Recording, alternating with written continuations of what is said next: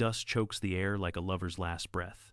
You feel it first in your throat, thick and acrid, tasting of sun-baked earth and the sweat of men who know death is circling closer. Then the screams cut through sharp, animal, not human anymore. A horse whinnies in agony as an arrow finds its flank, and the ground shakes under the thunder of hooves. Your eyes sting, but you can't look away from the horizon, where the Parthian riders emerge like shadows from a nightmare, their silk banners whipping in the hot wind. One legionary beside you mutters a prayer to Mars, his voice cracking. The arrows fall like black rain, endless, impossible, bodies crumple.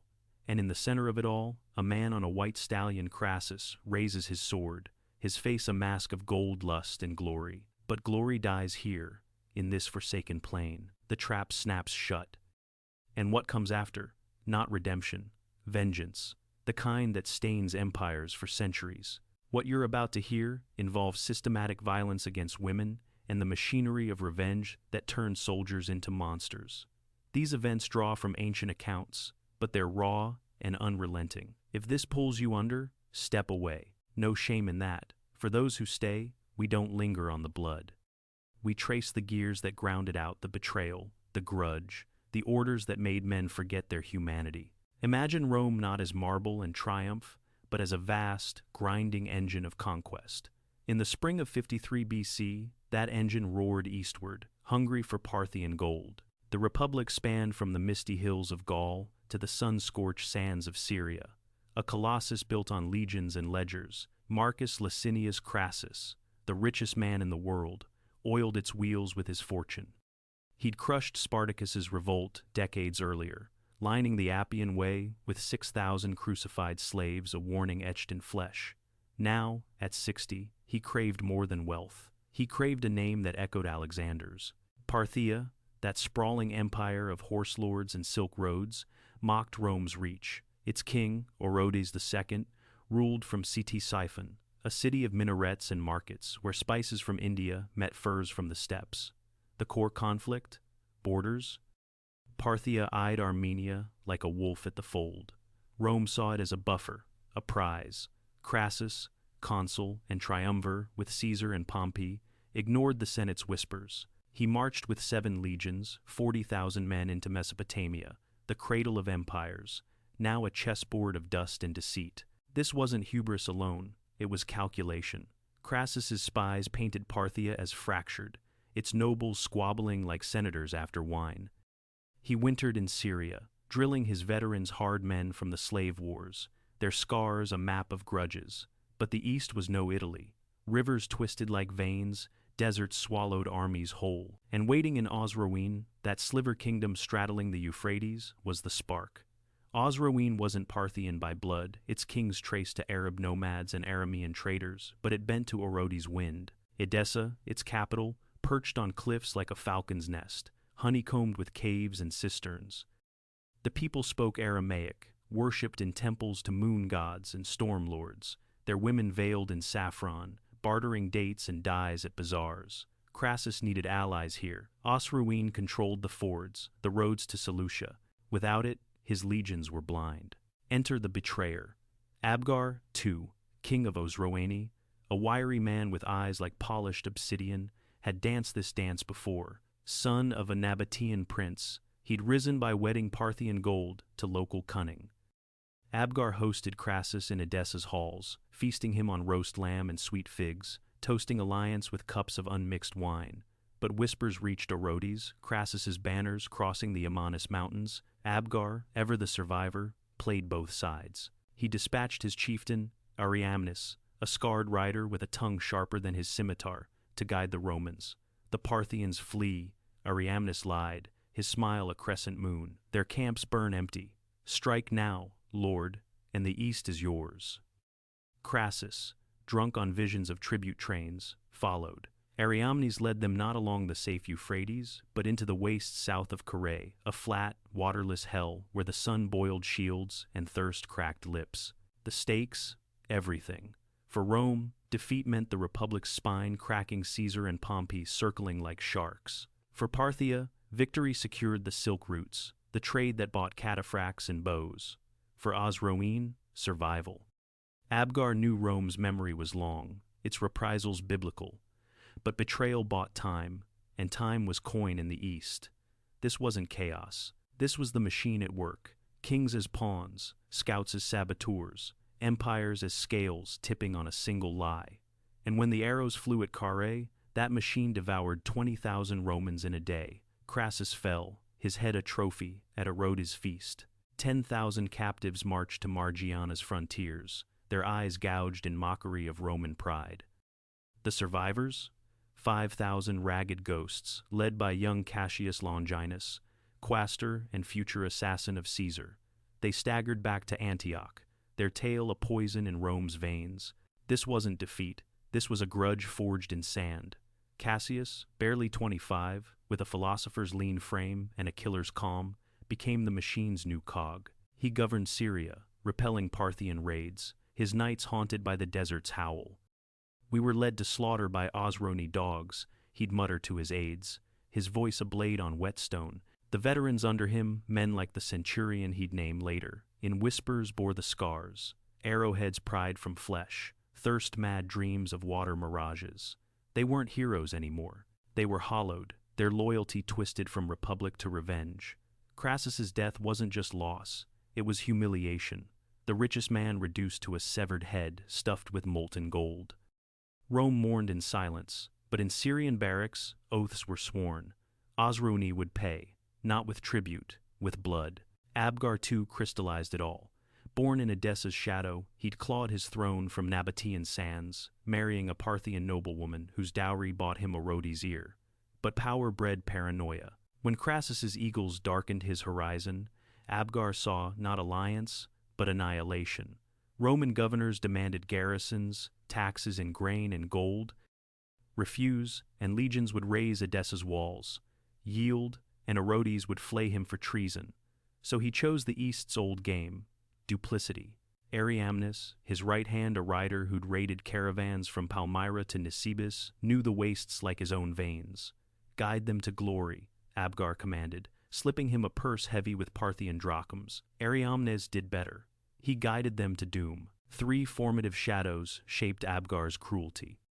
First, his father's fall, a Nabatean raid that left Edessa starving, teaching him borders were illusions, drawn in blood. Second, Orodes' court, where he'd knelt as a boy, watching nobles flayed for disloyalty lessons in fear's currency. Third, Crassus's own shadow, the Romans' avarice, rumors of crucified slaves trailing him like dust.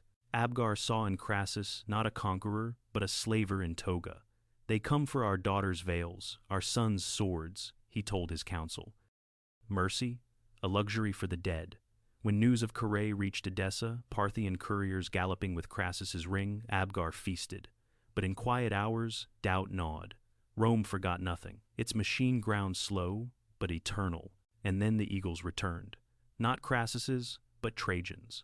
60 years on, in the heat of 114 AD, the emperor-adopted son of Nerva, conqueror of Dacia, marched east. Parthia reeled from civil strife.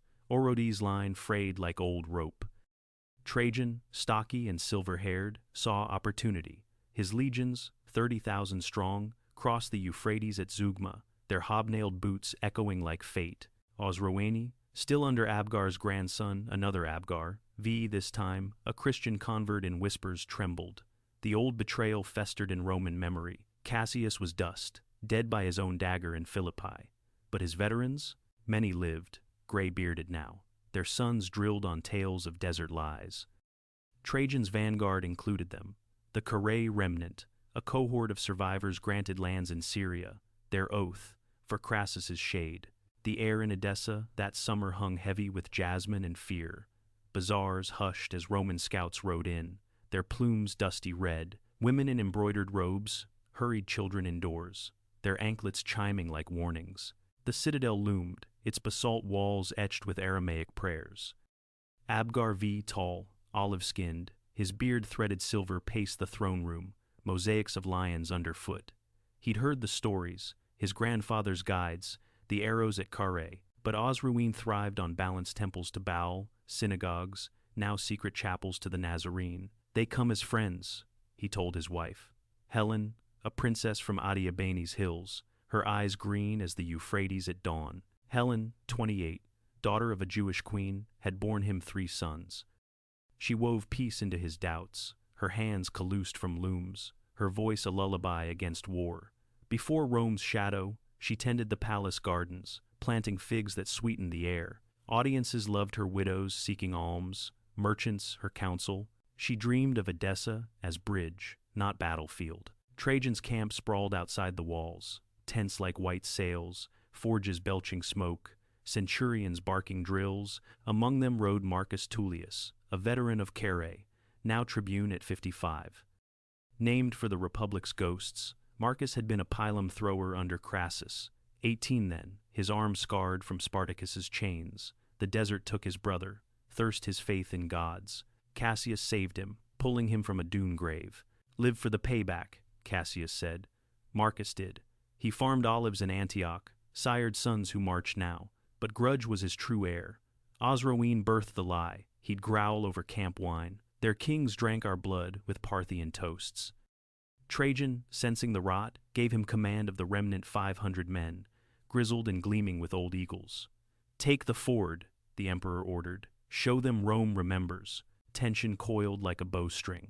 Marcus's scouts clashed with Osroene riders near the Balak River skirmishes that left 10 dead, their bodies stripped and staked. Abgar sent envoys, olive branches, tribute wagons heavy with silver. We submit, they pleaded. Marcus burned the branches, chained the envoys. Submit to Carrhae first. Word reached Edessa, Romans at the gates, demanding Abgar's head for Ariamnes' shade. Helen urged parley. Their emperor is just. Offer daughters in marriage, sons as shields. Abgar wavered, his council split priests invoking storms, generals sharpening spears, but the machine rolled on. Trajan's siege engines groaned into place, ballistae humming like angry bees. The demand came at dusk. Surrender or Edessa burns. Abgar refused. Our walls held Assyrians. They will hold Romans. Helen clutched her youngest, a boy of 5, his curls damp with her tears. Fight for tomorrow, she whispered. The rams struck at dawn. The assault lasted 3 days. Arrows whistled like vengeful spirits, grapples bit stone. Osroene archers, veiled in dust, felled scores. But Rome's testudos advanced, shields locked, relentless. Marcus led the breach, his remnant howling Crassus's name. They poured through a sally port, swords thirsty. Streets ran red, merchants cut down, their stalls aflame. Abgar fought from the palace steps, his blade felling 2 legionaries before a pilum pierced his thigh. Helen barricaded the women's quarters, her maids armed with daggers, children hidden in cellars. "Hold!" she commanded, her voice steady as the river, but the door splintered. Marcus entered, his face a ruin of scars and hate. "For the desert," he snarled. Helen faced him, chin high. "Your thirst was Parthia's gift, not ours." He laughed, bitter. The order was given not Trajans, but the veterans. No quarter for the bloodline. What followed wasn't battle, it was erasure. The remnant, fueled by 6 decades of rot, turned on the palace's heart. Abgar's kin sisters, nieces, wards from allied tribes gathered in the Hall of Veils, perhaps 9,000 souls if you count the noble houses of Edessa and its vassals, women who'd woven the kingdom's threads. Historians debate the tally, ancient scribes inflating for lament, but accounts whisper of a systematic purge. Not blades in frenzy, but lists drawn from old grudges, houses sealed, families herded to the cliffs. Marcus oversaw it, his men methodical doors barred, smoke rising from granaries to flush them out. The act itself? A shadow. Screams echoed to the Euphrates, then silence. Bodies tumbled into ravines, veils fluttering like broken flags. Helen, last, met Marcus's gaze. "You kill echoes," she said, his sword answered. Abgar, chained, watched from the ramparts, his roar swallowed by wind. Dawn found Edessa hollow, its gardens trampled, the machine's teeth stained. Word spread like dust on the trade winds from Antioch to Ctesiphon, whispers of Rome's reckoning. Trajan entered to cheers, but his eyes narrowed at the cliff's toll. "This serves no empire," he muttered to aides. Marcus was commended, then quietly sidelined, sent to Dacia's mines, his remnant disbanded. Abgar V perished in chains, his sons scattered to Roman tutors. Osroene bent knee, its throne a Roman puppet. But the grudge lingered. Parthia howled reprisal, raiding Syria's flanks. Trajan pushed to the Gulf, but plague and revolt yanked him back. The veterans? Many drank themselves dead, their tales campfire poison. Cassius's ghost nodded approval. This wasn't justice. It was the system bare. Betrayal begets blade, grudge gears the wheel. A modern echo? Think colonial ledgers, where one tribe's slight justifies another's vanishing. Power doesn't forgive. It tallies. Decades ground on. Trajan died in Cilicia, his ashes shipped to Rome in an urn of porphyry. Parthia licked wounds, Orodes' heirs plotting in shadowed halls. Osroene endured, its people rebuilding under Roman governors, temples patched, bazaars buzzing anew. But memory festered. In 195 AD, Septimius Severus, African-born emperor with Punic blood, marched east again. Parthia fractured, Osroene wavered. Severus, no Trajan, saw buffer and brutality. He annexed Edessa, installing garrisons, taxing till bones ached. The old grudge resurfaced, Carrhae tales taught in legion schools. Veteran sons, now officers, patrolled the cliffs, eyes on noble houses. Whispers of purges echoed, smaller now, but sharp. Dissenting priests vanished, traitor wives exiled. The machine adapted, its output not mass graves, but quiet erasures, tax rolls redrawn, bloodlines diluted. From a witness's view, it spread like fever.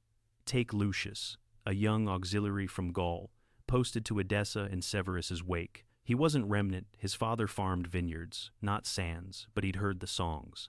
Carrhae's curse, they called it. Lucius guarded the palace, now a praetorium, its mosaic scrubbed of Abgar's lions.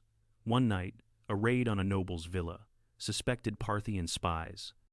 He watched as veterans gray now, but unbowed, dragged families into courtyards. For the 10,000, they chanted, "Lo." Not blades this time, but flames, villas torched, survivors marched to mines. Lucius turned away, bile rising. How did it spread?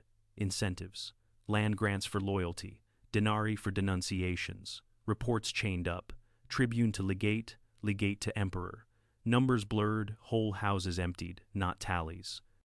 A breather came in the markets, where a widow sold figs, her smile defiant, the air sweet with normalcy. Irony. The same hands that betrayed Crassus now baked Roman bread. But the peak loomed. In 216 AD, Caracalla, Severus's mad son, baths named for his vanity turned east. Parthia beckoned. Osroene, semi-autonomous, chafed under taxes. Caracalla, feigning kinship with Alexander, hosted feasts in Arbela. Guests, Parthian nobles, Osroene envoys, wine flowed, dancers swirled. Then the signal, a trumpet's blare. Legionaries surged, swords drawn. The hall became abattoir. Nobles hacked mid-toast, blood pooling on Persian rugs. Caracalla laughed, his eyes fever bright. For Carrhae, he toasted the dead. The crack, overreach. Word flew to Ctesiphon, Parthia united. Caracalla pushed to the Tigris, but assassin's blades found him at Carrhae's Echo-Parthian soil again. His body rotted in the sun, the machine stuttering. Aftermath rippled like stones in a pond. Caracalla's corpse fed crows, his brother Geta avenged in Rome's shadows. Osroene, fully Roman now, province by 214, its king's puppets till Gordian III's day. Survivors scattered noble blood to monasteries, peasants to fields. Power shifted east. Parthia's Arsacids fell to Sassanids in 224, new kings dreaming Roman fire. Long term, borders hardened, trade choked. Ironic twist. Edessa's caves, once hiding rebels, sheltered Christian scrolls, the Deus legends. Abgar's correspondence with Jesus, forged in grief. The documents meant to damn Rome became gospel, whispering resistance. Flash to 201 AD, Antioch's diggers unearth a cache. Parthian arrows, Roman fibulae, a locket with Helen's profile, green eyes etched in jet. Discovered by a German scholar, Franz Cumont, amid Mithraic altars, it proved the grudge's depth. Inscriptions cursing Ariamnes, prayers for Crassus's shade. Tangible, human. The locket's chain snapped, like the wheel it spun. Cumont, pouring by lamplight, saw not relics, but warnings. Why echo now?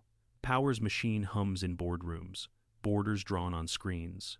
One slight, a tweet, a tariff, and reprisals cascade, families collateral.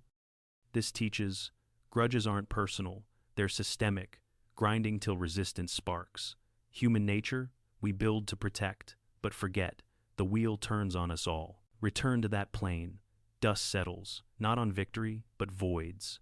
Carrhae's ghosts wander still, Marcus's sword rusted, Helen's garden overgrown. They were meant to vanish betrayers, avengers, the 9,000 veils torn in rage. But echoes persist. In scrolls unrolled, lockets lifted from earth, tales you carry now. Because you listened. Their machine broke. Yours needn't. If this stirred something, comment one word. Echo. That's how we keep the wheel honest. Subscribe for more shadows uncovered. The past doesn't die. It waits.